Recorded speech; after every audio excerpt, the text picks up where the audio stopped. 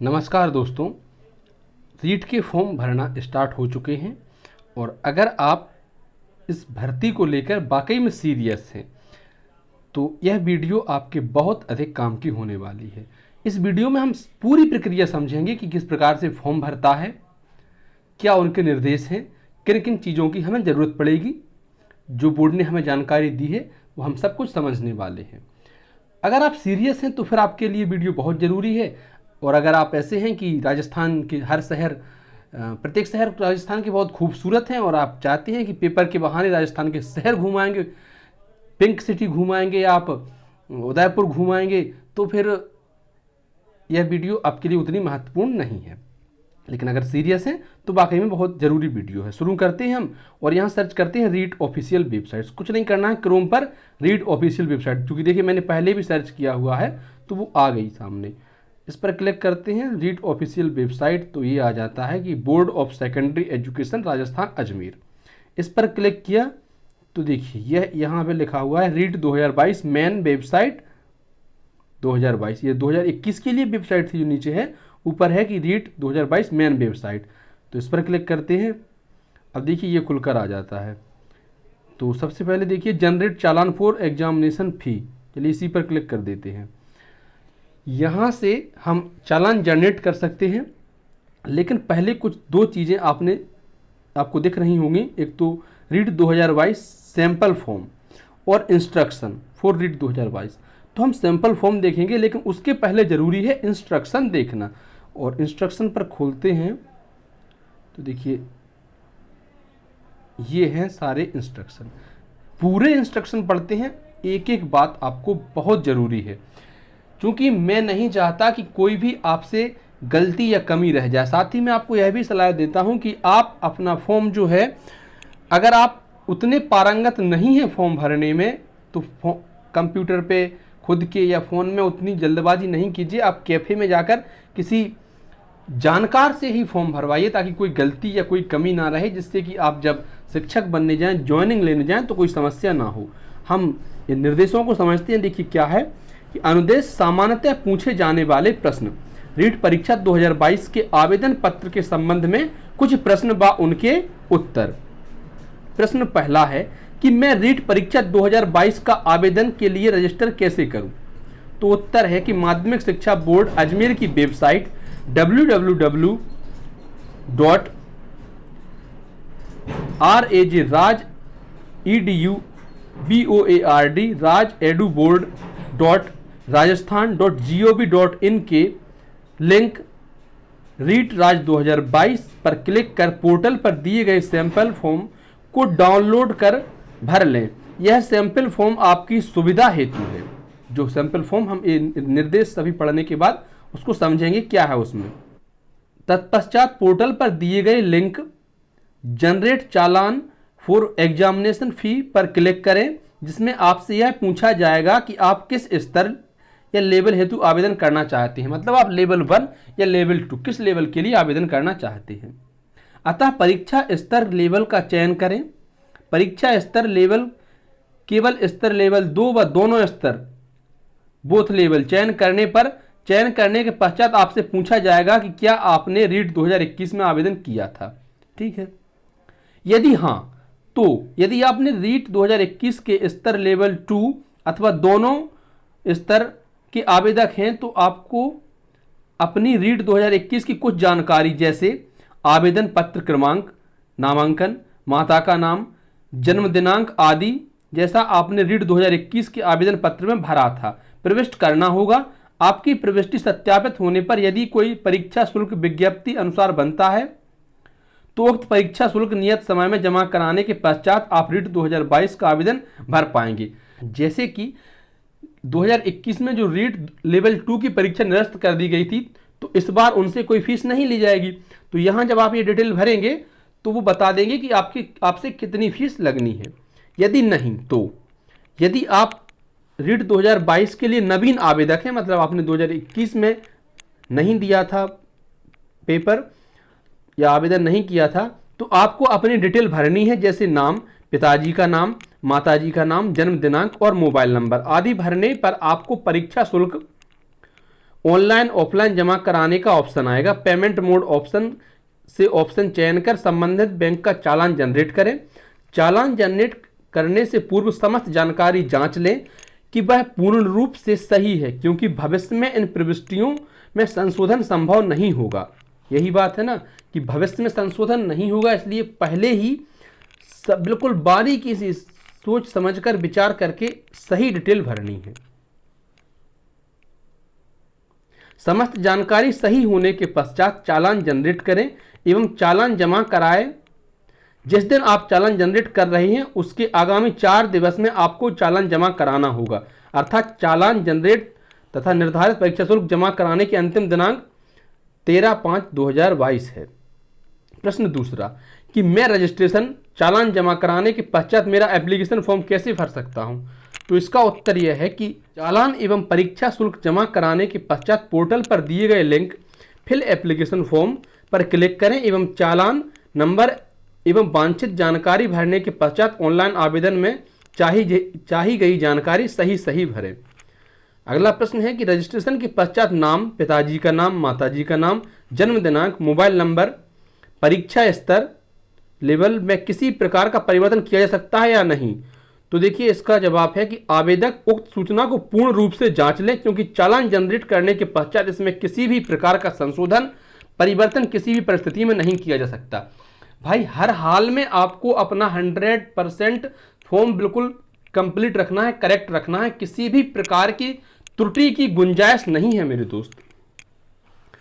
आगे प्रश्न है कि परीक्षा हेतु आवेदन शुल्क कितना है? फीस की बात करें तो प्रथम स्तर मतलब लेवल 1 के लिए जो फीस है वो 550 रुपये है, चाहे आपने 2021 में फॉर्म भरा हो चाहे ना भरा हो, सबके लिए बराबर है। लेकिन जिन लोगों ने 2021 में फॉर्म भरा था और वो अब लेवल 2 का फॉर्म भरेंगे तो उनसे कोई फीस नहीं ली जाएगी, जबकि इस बार जो लेवल 2 के नवीन आवेदक हैं उनसे 550 रुपये फीस ली जाएगी। और देखिए ये दोनों स्तर के फॉर्म भरेंगे लेवल 1 और 2 में और नवीन आवेदक हैं तो उनको 750 रुपये फीस देनी होगी।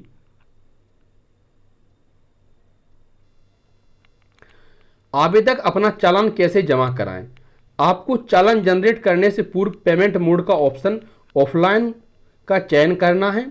ऑनलाइन मोड में आपको आप द्वारा चयन किए गए बैंक के पोर्टल के माध्यम से debit card, credit card, net banking के माध्यम से आवेदन शुल्क जमा कराना है। ऑनलाइन पेमेंट मोड में ध्यान रखें कि एक बार भुगतान आपके खाते से होने के पश्चात दोबारा उसी चालान हेतु भुगतान पर क्लिक ना करें। आपका भुगतान बैंक से वेरीफाई होने से में तुरंत अथवा 48 घंटे का समय लग सकता है। ऑफलाइन पेमेंट मोड में आपको चालान प्रिंट कर जिस बैंक या ई मित्र से संबंधित चालान जनरेट किया उस बैंक या ई मित्र पर जाकर चालान जमा कराने की अंतिम तिथि तक नगद राशि जमा करनी होगी, जिसका वेरिफिकेशन तुरंत अथवा 24 घंटे में हो जाएगा। बैंक ई मित्र पर चालान जमा कराने के पश्चात अपनी चालान प्रति, जमा रसीद की प्रति अपने पास भविष्य हेतु सुरक्षित रखें। अगला प्रश्न है कि आवेदन शुल्क कब तक जमा कर सकता हूं? आवेदन शुल्क चालान जनरेट होने की तिथि से अधिकतम आगामी 4 दिवस में जमा कराया जा सकता है। 4 दिवस में चालान की राशि जमा नहीं होने पर आपको पुनः नया चालान जनरेट करना होगा तथा जमा कराना होगा, किंतु विज्ञप्ति अनुसार चालान जमा कराने की अंतिम तिथि 13/5/2022 तक ही है। अतः 13 मई के उपरांत कोई चालान जनरेट एवं जमा नहीं होगा। अतः आपसे आग्रह है कि आप चालान जमा करवाने की अंतिम तिथि की प्रतीक्षा ना करें। देखिए मैं भी आपको यही सलाह दूंगा कि अंतिम तिथि का इंतजार ना करें, अभी फॉर्म भर दें, क्योंकि साइट अभी अच्छी चल रही है। बाद में हो सकता है सर्वर प्रॉब्लम करने लगे तो फिर बाद में दिक्कत आती है, और अगर कोई कमी निकल आती है तो तब तक सुधार तो लेंगे कम से कम। क्या आवेदन शुल्क जमा कराने के पश्चात किसी स्थिति में लौटाया जा सकता है या नहीं? तो आवेदन शुल्क जमा होने के पश्चात किसी भी परिस्थिति में नहीं लौटाया जाएगा।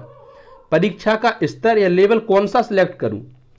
तो परीक्षा का स्तर लेवल 1 कक्षा 1 से 5 हेतु है, और जो लेवल 2 है वो 6 से 8 हेतु है, और दोनों लेवल हैं तो आप दोनों के लिए भी आवेदन कर सकते हैं। लेकिन आपको अपनी शैक्षिक योग्यताएं जो हैं वो दोनों के लिए होनी चाहिए। कैसे सुनिश्चित करें कि चालान जमा हो गया है अथवा नहीं? तो आप पोर्टल पर जाकर पोर्टल पर दिए गए चेक चालान पेमेंट स्टेटस पर क्लिक करके कुछ जानकारी भरकर चालान की वस्तु स्थिति जान सकते हैं। अगर मैं मेरा रजिस्ट्रेशन और चालान नंबर भूल गया तो कैसे पता कर सकता हूं? तो आप पोर्टल पर जाकर पोर्टल पर दिए गए फॉरगोट रजिस्ट्रेशन या चालान नंबर पर क्लिक कर कुछ जानकारी भरकर ज्ञात कर सकते हैं। ऑनलाइन आवेदन फॉर्म में फोटो और साइन किस साइज में कैसे अपलोड करनी है? तो फोटो जो है वो 20 KB से 100 KB के मध्य होनी चाहिए और हस्ताक्षर 10 KB से 50 KB के मध्य होनी चाहिए। जबकि आपको आधार कार्ड की भी फोटो अपलोड करनी है तो ये 10 KB से 50 KB के, और 10वीं की मार्कशीट जो है 20 KB से 100 KB की होनी चाहिए। सभी इमेज का फॉर्मेट JPEG होना चाहिए। ऑनलाइन आवेदन फॉर्म भरने के बाद उसका प्रिंट नहीं लिया अथवा खो गया तो क्या करें?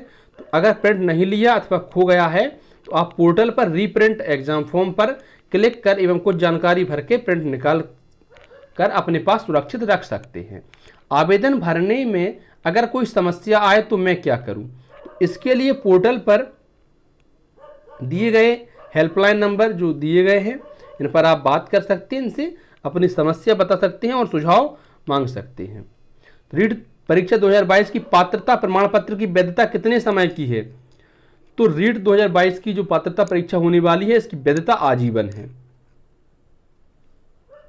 क्या मैं अपना गृह जिला परीक्षा केंद्र के प्राथमिकता क्रम में चयन कर सकता हूं? हाँ, आप अपने गृह जिले को परीक्षा केंद्र के प्राथमिकता क्रम में भर सकते हैं। गृह जिले का परीक्षा केंद्र के रूप में आवंटन रीट कार्यालय के लिए बाध्यकारी नहीं है।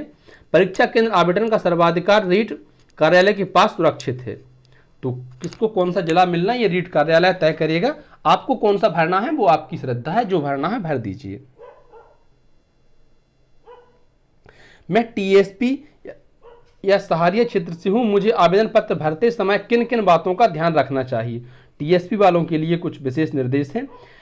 यदि आप जनजाति उपयोजना या अनुसूचित क्षेत्र अथवा अनुसूचित सहारिया क्षेत्र से ताल्लुक रखते हैं एवं अनुसूचित जनजाति से हैं तो आप अपनी तहसील एवं गांव के नाम का उल्लेख करें।